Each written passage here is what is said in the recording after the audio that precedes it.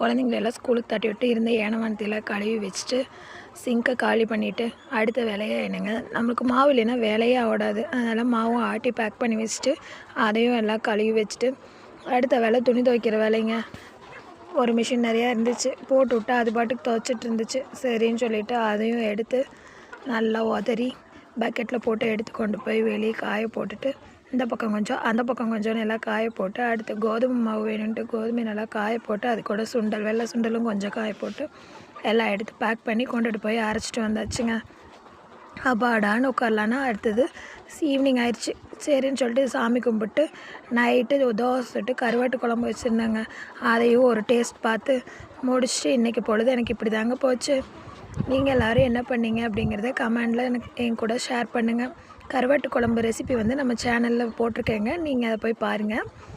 Thanks for வாட்சிங். இந்த video பார்க்குற எல்லாருமே வந்து கமெண்ட் பண்ணுங்கள், லைக் பண்ணுங்கள், ஷேர் பண்ணுங்கள், சப்ஸ்கிரைப் பண்ணி சப்போர்ட் பண்ணுங்கள்.